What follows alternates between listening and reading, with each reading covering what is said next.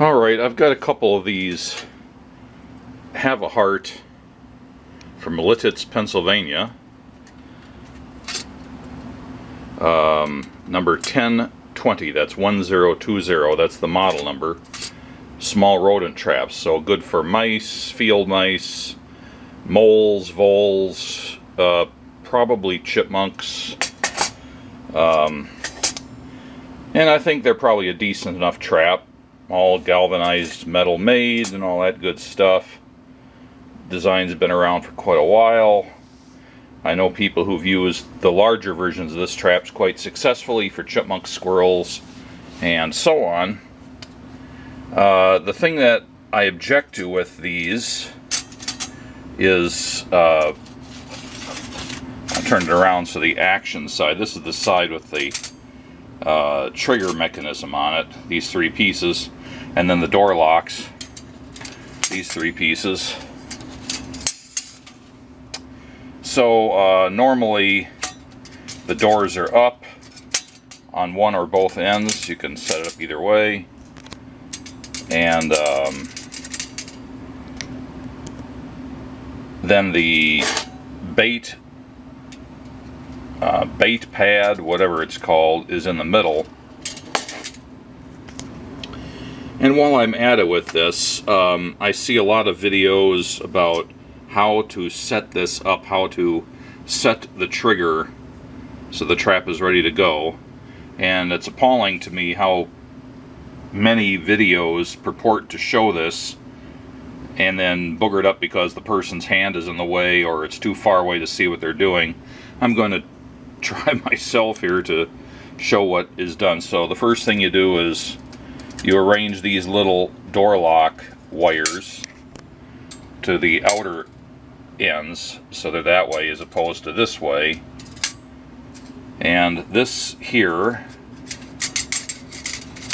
is the lever for the left hand one.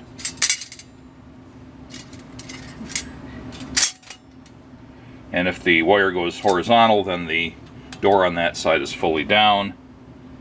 And same thing, if this wire here with the crook in it is horizontal, then this door is all the way down.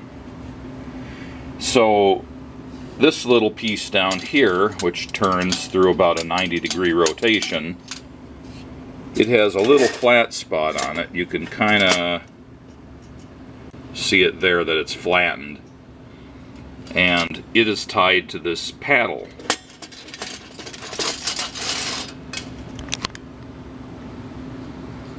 So if the paddle is turned up to about 45 degrees,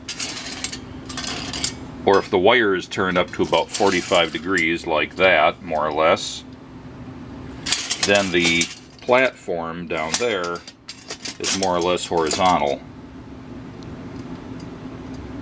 like that. That's the way you want it. So the little critters come over there, and to get the food that's in the recessed area of that pan, they step on the edges of it and tip it one way or the other, and then that turns this little piece in such a way that it releases the mechanism. So basically, some people I've seen have these wires reversed, so they'll bend it around so it's like this. That isn't correct. Sometimes you'll see it with somebody's got this thing jammed into one of the holes and doesn't get it free from there. The idea is that with these wires adjusted properly, this straight one goes into the crook right there. That's where it's supposed to be. And then you push these down. It wants to go into the hole there and stop it, but you have to keep it pulled forward a little bit so you can go all the way down. And the doors will be more or less up. And I don't know if I can get this in the camera or not, but let's see. I want to do it better where other people have done it worse. This last little piece right here that I'm pointing at, where it straightens out after the crook, that part is supposed to go on the flat on this little crank down here.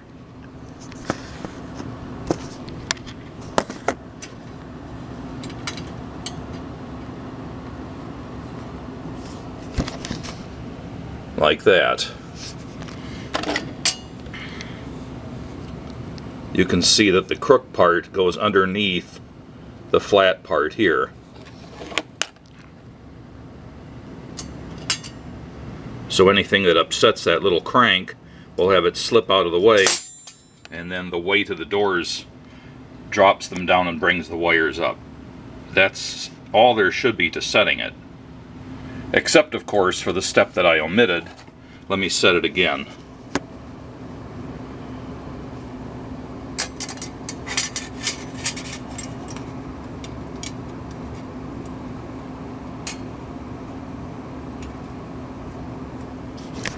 Okay. Once you've done that, then you're supposed to flip these little wires over like that without dropping it down. And what that does is that when the doors drop down, then these wires drop into these notches and they keep the animal from pushing the door back open. That's what's supposed to happen.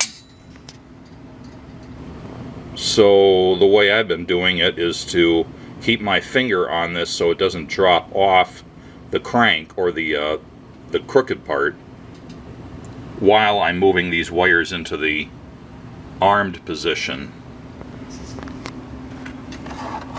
So now the critter gets in there and they jiggle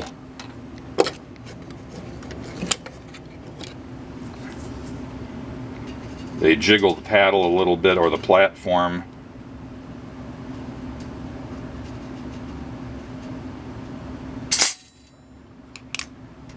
And notice how the wires have dropped in there, so these won't raise back up and the critter is caught.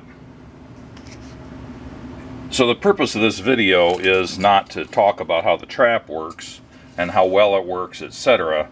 It's the problem that I have, and maybe it's just because I'm old or something, I don't know. But I've had difficulty getting my hand in there more than about this far, which is not enough to reach that little tipping platform and put bait on it. I could really try to jam my hand in there, but it's uncomfortably tight beyond about this point, so can't reach it. I tried to call Havahart, and I got somebody in a foreign call center who was just reading whatever they had on the Havahart website, and obviously had no experience with the product. I sent a nastygram by email to Havahart saying you should do better than that, and now I'm on my own trying to figure out a way to make this particular issue better. It occurs to me that there's this structural plate up here which stabilizes the two sides, and they have a staple going through the sheet metal folded around, and that keeps this plate down. But if I could lift that plate up, I think it'd be a lot easier to reach the paddle for cleaning it, for baiting it, and I'm going to see how simply I can do that here. The scheme I've come up with involves a piece of stiff steel wire. I've got a bunch of these. They're little marker flags like utilities would use to stick in the lawn, and the thing that makes them valuable is that it's a very stiff wire, more so than coat hanger and smaller in diameter than coat hanger. And I'm thinking what I could do here is drill a hole, just one probably, all the way through, so both folded sides of this plate and the top edges of the cage, and then just stick the wire through in place of the staples.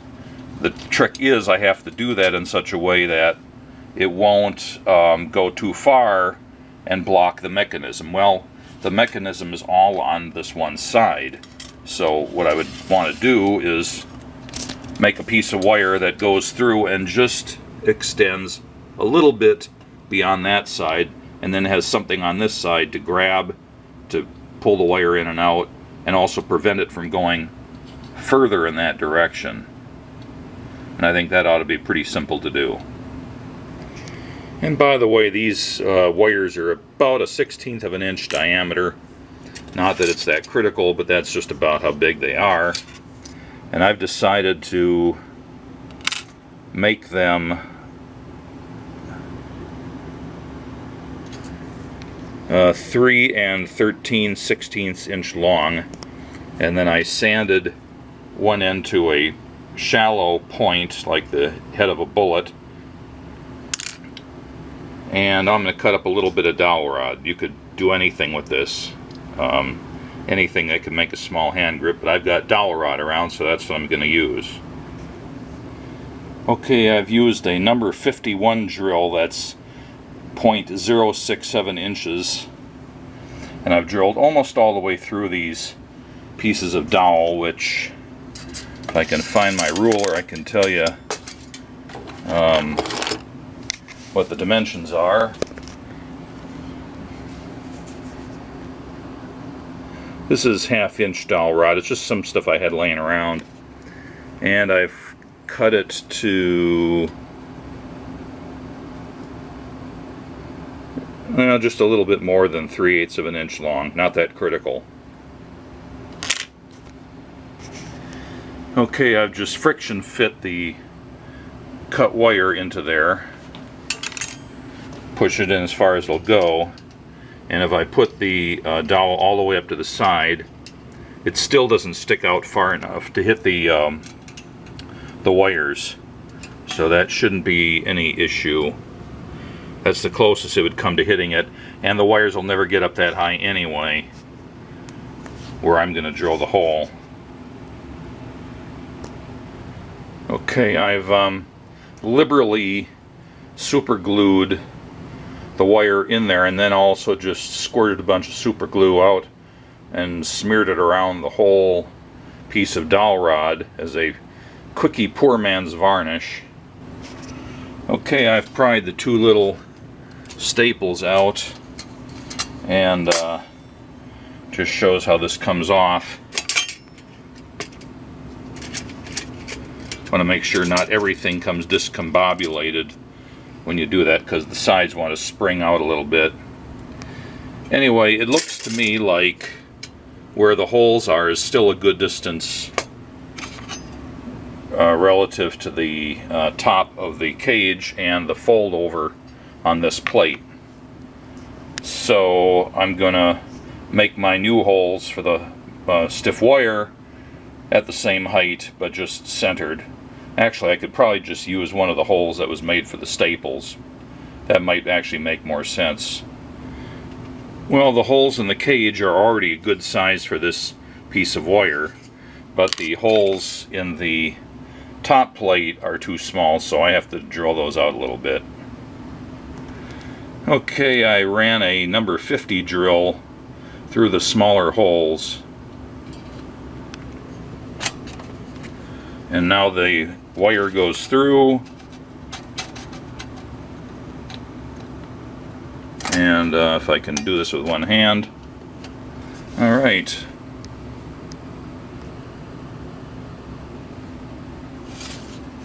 And that top plate isn't coming off when that's on there. I think it's just as secure as it would be with the staples. And now if you want to get in there, it's a simple matter of pulling that wire out and lifting the top plate off, mindful of the fact that the sides will want to spring outwards when you do it, and you'll probably have to re-loop one or both of these wires from the doors. But this gives direct access from the top to service the bait plate.